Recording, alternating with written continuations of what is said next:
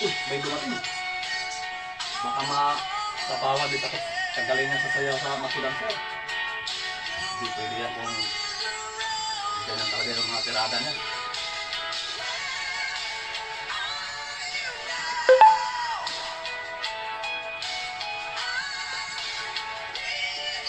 Brad,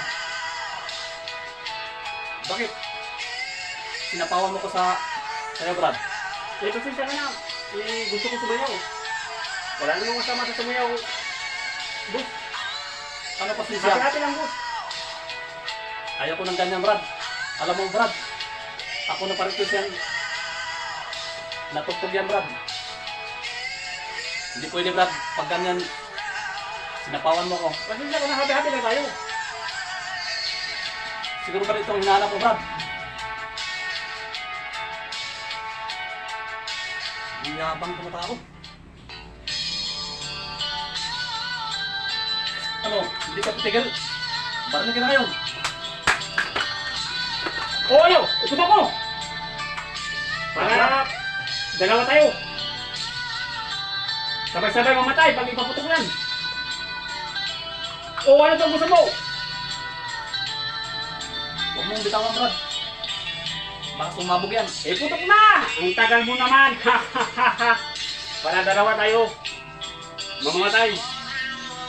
Kung gusto mo mamatay, iputok ko na. Huwag, Brad.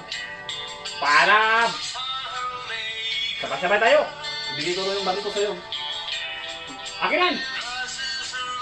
Hindi, nayabangan ako, Brad, sa sayaw mo kasi ang galing mo talagang gumiling. Huwag kang kikilusab ng masama. Hindi, ipasasabog ko to. Diyan ka lang.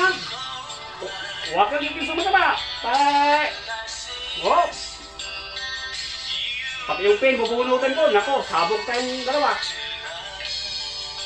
Oh, huwag kang kikilusab ng masama.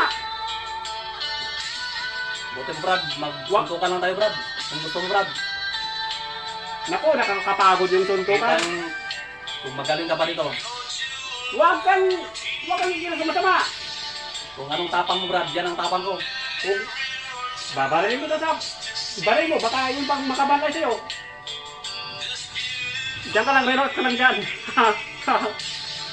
Buti yan, natakot yung kalaban ko. Hindi niya ako. Kung lumaban sa akin yan, sigurado talo din ako. Kasi magaling yan. Magaling sa suntukan yan. Ba't matakot yan sa akin? Hindi mo kalaban.